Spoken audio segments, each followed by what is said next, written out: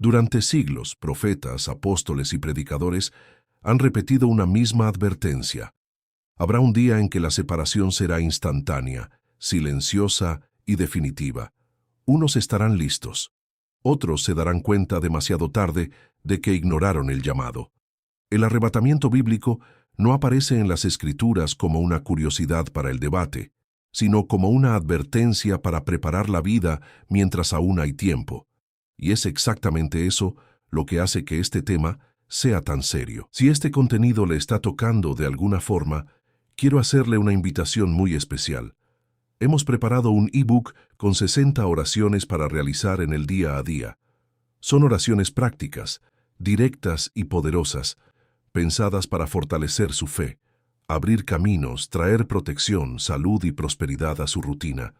Se encuentra con un valor promocional y el enlace está en el comentario fijado aquí abajo. Además de ayudarle espiritualmente todos los días, cuando adquiere el ebook, también ayuda a mantener este canal activo, permitiendo que continuemos trayendo videos diarios como este para usted. Así que eche un vistazo al comentario fijado, acceda al enlace y garantice el suyo mientras está en el valor especial. Y por supuesto, si este tipo de contenido tiene sentido para usted, suscríbase al canal ahora. Así no se perderá ninguno de los próximos mensajes. Continuemos. Cuando usted escucha la expresión «cómo sobrevivir al arrebatamiento», la primera corrección que la propia Biblia empuja hacia el interior de la conciencia es esta. El centro del mensaje no es descubrir una técnica de fuga, un mapa secreto o un refugio humano. El centro es estar listo ante Dios. En muchas lecturas cristianas, especialmente en las líneas evangélicas que asocian Primera a los Tesalonicenses, capítulo 4, versículos 16 y 17, con el encuentro de los salvos con Cristo, el arrebatamiento es entendido como un llamado repentino de la Iglesia. En otras tradiciones, hay diferencias en la forma de organizar la cronología de los eventos finales. Pero en una cosa, el texto bíblico insiste con total fuerza. Habrá separación, habrá juicio y habrá un momento en que la negligencia espiritual cobrará un precio que ninguna riqueza del mundo podrá pagar. Es por eso que el tema debe ser tratado con reverencia, no como entretenimiento apocalíptico, no como una curiosidad para quienes gustan de teorías, no como combustible para el pánico. La Biblia presenta los últimos días para despertar sobriedad, vigilancia, arrepentimiento y perseverancia. En Mateo capítulo 24, Jesús habla de señales, de engaño, del enfriamiento del amor, de guerras y de perseverancia hasta el fin. En Lucas capítulo 17, Él describe la sorpresa del juicio, usando los días de Noé y los días de Lot. En Primera a los Corintios capítulo 15, versículos 51 y 52, Pablo habla de una transformación en un momento, en un abrir y cerrar de ojos. En Primera a los Tesalonicenses, el lenguaje es solemne. El Señor descenderá, habrá voz de arcángel, trompeta de Dios, los muertos en Cristo resucitarán primero, y luego los vivos serán arrebatados juntamente con ellos. El texto no fue dado para satisfacer su curiosidad, fue dado para confrontar su vida. Entonces, la pregunta correcta comienza a surgir dentro de usted. Si este evento es real, ¿qué significa estar listo de verdad? Estar listo, bíblicamente, comienza con algo que el mundo moderno casi siempre intenta posponer: arrepentimiento real, no arrepentimiento teatral, no culpa momentánea, no emoción de unos minutos. El arrepentimiento, en las Escrituras, es un cambio de dirección. Juan el Bautista predica arrepentimiento. Jesús inicia su ministerio llamando al arrepentimiento. Pedro, en Hechos capítulo 2, responde a la multitud con la misma urgencia. La lógica es directa y dura. Nadie se prepara para encontrar al Señor viviendo como si Dios fuera un detalle secundario. Usted no se prepara para la eternidad negociando con pecados que ya dominan su corazón hace años. Usted no se prepara para el encuentro con Cristo, dejando para más tarde aquello que la Biblia manda resolver hoy. Y aquí existe un punto que mucha gente evita. El peligro no está solo en el pecado escandaloso que todos ven. El peligro también está en la fe tibia, en la religiosidad vacía, en el hábito de oír sin obedecer, en la apariencia de devoción sin transformación interior. En Apocalipsis capítulo 3, el mensaje a la iglesia de la Odisea no está dirigido a ateos declarados. Está dirigido a gente que pensaba estar bien, pero estaba ciega, pobre y desnuda ante Dios. Esto hace que todo sea más serio, porque el mayor riesgo espiritual no siempre es la rebeldía ruidosa. A veces es la falsa seguridad silenciosa. Usted continúa hablando de Dios, continúa rodeado por lenguaje cristiano, continúa admirando mensajes, pero por dentro ya se ha alejado. Y ese tipo de alejamiento es peligroso exactamente porque parece normal. Silencio total. Si usted quiere entender cómo sobrevivir al arrebatamiento en el sentido bíblico, el primer paso no es correr tras señales exteriores, es examinar el corazón. Jesús, en Mateo capítulo 7, habla de personas que profetizaron, expulsaron demonios e hicieron muchas obras, y aún así escucharon una sentencia aterradora. Nunca os conocí. El choque de este texto no está solo en la condenación. Está en el hecho de que esas personas no imaginaban que estaban perdidas. Tenían actividad religiosa, vocabulario espiritual, memoria de experiencias. Lo que faltaba era una relación verdadera, obediencia real, sumisión sincera a la voluntad de Dios. Esto significa que la preparación para los tiempos finales no comienza en un calendario profético, comienza en la verdad de su interior. Pero aún falta una capa importante, porque la Biblia no le llama solo a un punto de partida emocional, le llama a la perseverancia práctica. En Mateo capítulo 25, Jesús cuenta la parábola de las 10 vírgenes. 5 eran prudentes, 5 eran insensatas, todas durmieron en algún momento. Todas tenían apariencia de espera, todas oyeron el clamor de la llegada, pero solo 5 tenían aceite suficiente. Esta parábola no fue escrita para decorar un sermón, fue dada para mostrar la diferencia entre quien sostiene la fe y quien vive de impulso. Hay personas que comienzan fuertes y desaparecen. Hay personas que se emocionan en un culto, en un video, en una conversación profunda, pero no construyen constancia. Y cuando la noche avanza, cuando la demora parece larga, cuando la rutina vuelve, la reserva se agota. Piense en el escenario. La diferencia entre estar listo y ser dejado atrás, en la lógica de esta parábola, no está en quien oyó hablar del novio, está en quien permaneció preparado durante la demora. Esto lo cambia todo, porque su mayor batalla tal vez no sea creer por un día, tal vez sea continuar firme por meses, por años, por décadas, incluso cuando nada espectacular sucede ante sus ojos.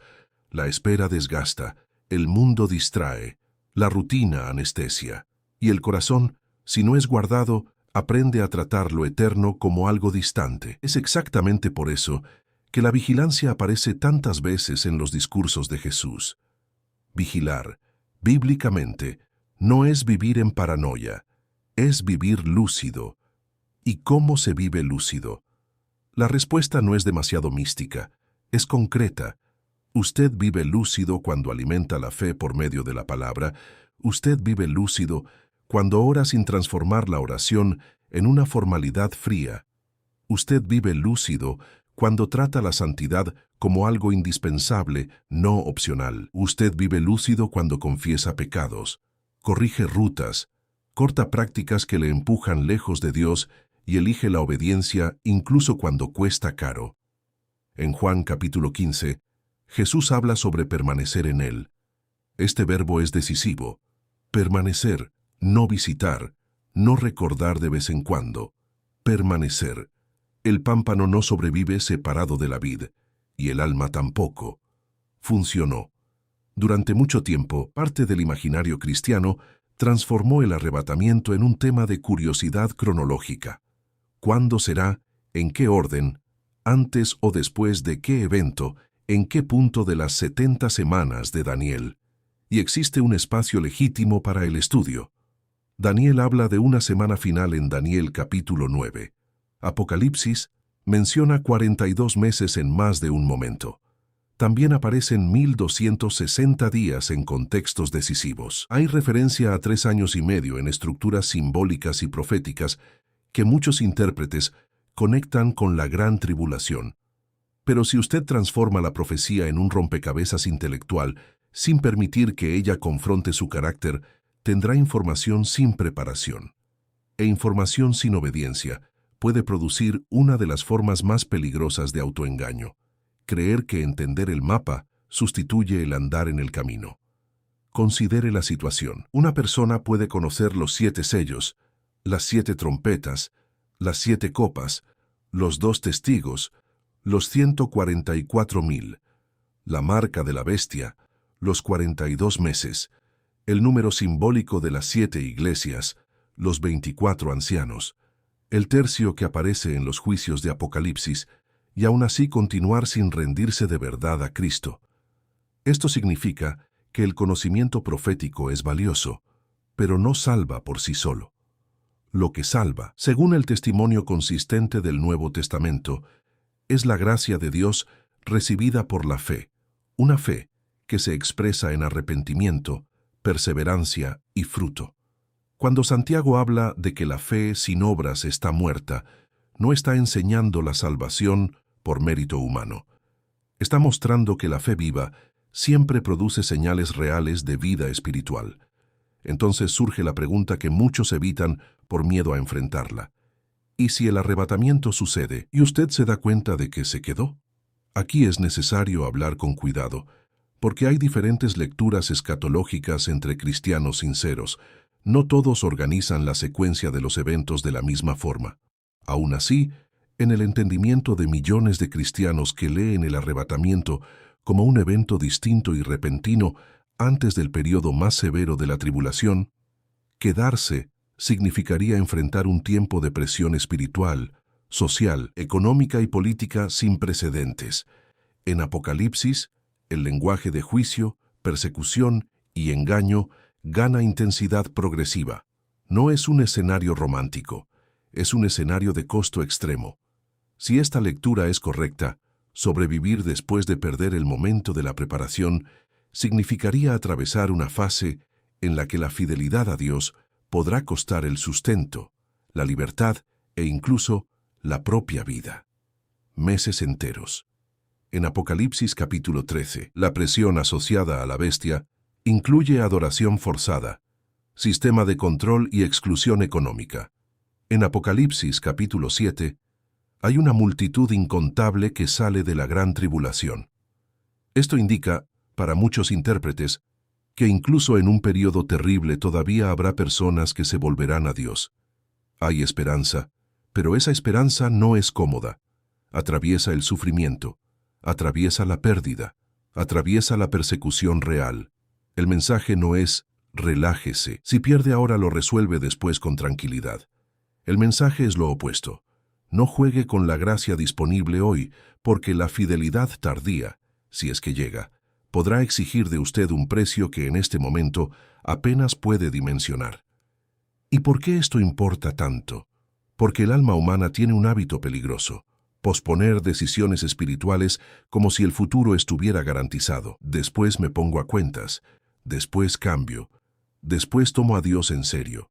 Solo que la Biblia nunca trata el tiempo de esa forma. En Hebreos capítulo 3, la palabra es hoy. En 2 Corintios capítulo 6, Pablo habla del tiempo aceptable y del día de salvación. En Santiago capítulo 4, la vida humana es descrita como vapor. Esto no es solo poesía, es un diagnóstico. Su control sobre el mañana es menor de lo que imagina, y cuando el asunto es la eternidad, posponer ya es una forma de rechazar. Observe lo que sucede en la generación de Noé, descrita por Jesús. Las personas comían, bebían, se casaban, se daban en casamiento. La vida común seguía, los negocios seguían, los planes seguían, las conversaciones seguían. El juicio no llegó en un ambiente que pareciera apocalíptico para todos. Llegó en un ambiente en el que la mayoría trataba la continuidad de la rutina como prueba de que nada cambiaría. Esta es una de las advertencias más penetrantes del texto bíblico. La normalidad aparente puede ser justamente el trasfondo de la sorpresa. Noé tuvo cerca de 100 años de construcción del arca dentro de una historia mayor que atraviesa generaciones, y aún con tiempo, advertencia y testimonio, la mayoría permaneció indiferente. Esto revela algo incómodo sobre la naturaleza humana. El corazón logra acostumbrarse incluso a las alertas más solemnes cuando no quiere obedecer. ¿Y si su mayor riesgo hoy no fuera la falta de información, sino el exceso de familiaridad con la verdad? Usted ya ha oído predicaciones, ya ha escuchado sobre señales, ya ha visto pasajes de Mateo, Tesalonicenses, Corintios, Daniel y Apocalipsis circulando en videos, estudios y conversaciones. El problema, para mucha gente, no es la ignorancia total, es la repetición sin respuesta. El oído se acostumbra, la emoción disminuye, la urgencia se debilita, y poco a poco la eternidad se vuelve el trasfondo de una vida dominada por lo inmediato. Solo que la Biblia fue escrita exactamente para romper esa anestesia. Cuando Pedro dice, en 2 de Pedro, capítulo 3, que muchos se burlarían de la promesa de la venida de Cristo, ya expone una reacción humana recurrente, transformar la demora en excusa para la incredulidad. Pero el propio pasaje responde que la aparente demora no es debilidad divina, es longanimidad. Dios es paciente, no queriendo que algunos se pierdan, sino que todos procedan al arrepentimiento. Esto significa que, mientras aún existe tiempo, la misericordia continúa extendiéndose. Y aquí está una de las verdades más bellas y más duras del tema. Bella, porque aún hay una puerta abierta. Dura, porque puerta abierta no significa puerta abierta para siempre. El lenguaje del fin, en la Biblia, nunca separa la misericordia de la responsabilidad. Hay gracia, hay invitación, hay perdón, pero también hay un límite entre el período del llamado y el momento en que el juicio se manifiesta con fuerza irreversible. En la parábola de las 10 vírgenes, la puerta se cierra. En los días de Noé, el arca es cerrada. En muchas escenas bíblicas, existe un punto en que la oportunidad termina, no porque Dios sea injusto, sino porque la historia camina hacia un desenlace real. Entonces, en la práctica, ¿cómo se prepara usted? Primero, recibiendo seriamente el Evangelio, no solo admirándolo. Esto incluye reconocer su pecado, creer en Cristo, rendir la vida a su señorío y abandonar la ilusión de que usted puede administrar la eternidad con autonomía. Segundo, cultivando comunión constante con Dios. La oración no es un ritual para emergencias, es aliento espiritual. Tercero, sumergiéndose en las Escrituras con reverencia, porque la fe no se sostiene solo por sentimiento. Cuarto, viviendo en santidad concreta, lo que exige rupturas objetivas. Hay hábitos que necesita cortar, hay ambientes que necesita dejar, hay alianzas que necesita revisar, hay pecados que necesita confesar sin maquillar. Quinto, perseverando en comunión con otros cristianos, porque el caminar aislado suele debilitarse con más facilidad. El Nuevo Testamento insiste en el ánimo mutuo, la exhortación mutua y la vigilancia comunitaria. No era solo eso, la preparación también involucra discernimiento. Jesús advierte, en Mateo capítulo 24, sobre falsos cristos y falsos profetas. Apocalipsis presenta un escenario en el que el engaño y el poder caminan juntos. Esto significa que la recta final de la historia bíblica no está marcada solo por persecución abierta, sino por confusión espiritual. No todo discurso religioso apunta a Cristo de forma fiel. No toda señal impresionante viene de Dios. No todo mensaje que suena espiritual es verdadero. En un tiempo así, el discernimiento deja de ser un lujo teológico. Se vuelve una protección vital, y el discernimiento no nace de la nada. Crece cuando usted conoce la palabra, ama la verdad y no negocia principios por conveniencia. ¿Cuántas personas han sido ya seducidas no por una negación frontal de Dios, sino por una espiritualidad adaptada, cómoda y centrada en el propio ego? Una fe que habla de bendición, pero huye del arrepentimiento. Un mensaje que habla de promesa, pero silencia sobre la santidad. Un discurso que usa el nombre de Jesús, pero vacía la cruz. Este tipo de distorsión es peligroso porque parece cercano a la verdad, pero desvía el corazón poco a poco. Y en los temas del fin, esto se vuelve aún más crítico, porque quien quiere solo sentirse bien puede fácilmente rechazar alertas que exigen un cambio real. Hay también una dimensión humana, y esta no puede ser olvidada. Hablar de arrebatamiento y tribulación sin hablar del peso sobre personas reales sería transformar la profecía en abstracción. Piense en familias divididas por la fe. Piense en el dolor de padres e hijos en caminos espirituales opuestos. Piense en la presión psicológica de vivir en una generación que normaliza lo que Dios condena y ridiculiza a quien decide permanecer fiel. Piense en la soledad de quien elige obedecer cuando los amigos retroceden. Piense en el costo de perder estatus, oportunidades, relaciones o comodidad por causa de la verdad. La fidelidad bíblica no es una idea ligera. En muchos momentos de la historia, y posiblemente en intensidades aún mayores en los días finales, cobra lágrimas, renuncia y resistencia. Dimensione esto. En Apocalipsis, algunos cuadros hablan de mártires. En Daniel, la fidelidad ante imperios costó riesgo de muerte. En los Evangelios, Jesús dice que sus discípulos serían odiados por causa de su nombre. En términos humanos, esto significa noches de angustia, decisiones difíciles, conflictos internos, sensación de pérdida y, a veces, la impresión de estar remando contra una corriente de proporciones gigantescas. Es como intentar permanecer de pie en medio de una tempestad que rompe estructuras enteras. Es como sostener firme una llama pequeña mientras vientos violentos soplan de todos lados. Es como caminar contra el flujo de una multitud que corre en dirección contraria. La Biblia no romantiza esta lucha, pero tampoco abandona a quien la enfrenta. Y aquí entra un consuelo profundo. La misma Escritura que advierte sobre el fin también repite, de formas diferentes, que Dios sostiene a los que son suyos. Jesús dice, en Juan capítulo 10, que nadie arrebata a sus ovejas de su mano. Pablo pregunta, en Romanos capítulo 8, ¿quién separará a los creyentes del amor de Cristo? El Apocalipsis, a pesar de las escenas duras, también revela a un Cordero soberano. El libro no termina con el caos venciendo, termina con Cristo reinando. Esto cambia la forma de mirar todo el tema. Usted no es llamado a vigilar en desesperación, es llamado a vigilar en fidelidad, no porque el mundo se vuelva más fácil, sino porque el Señor continúa siendo soberano sobre la historia entera.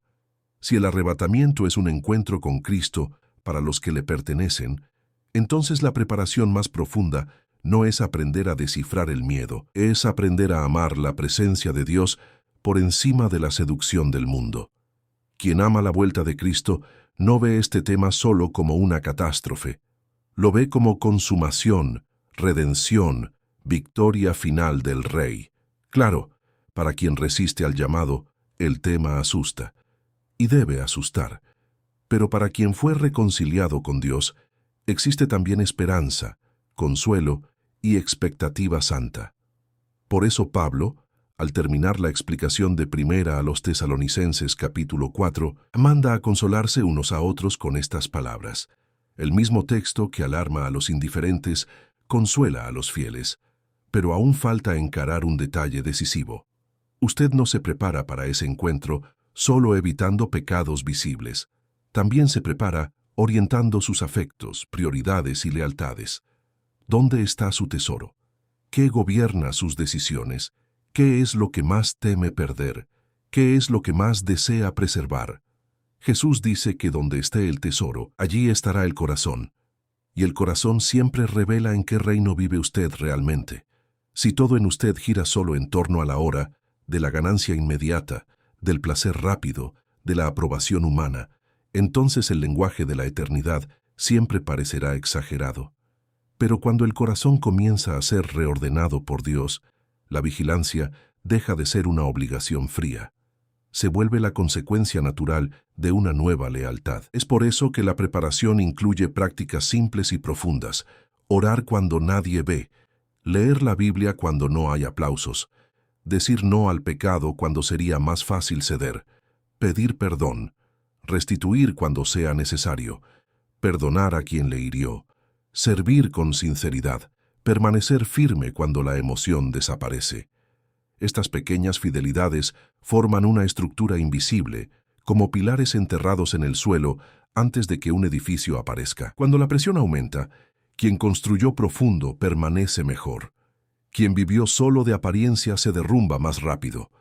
Jesús termina uno de sus discursos comparando a dos constructores, uno sobre la roca, otro sobre la arena.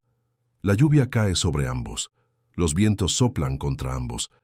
La diferencia está en el fundamento, y en los tiempos finales, el fundamento no será un detalle, lo será todo.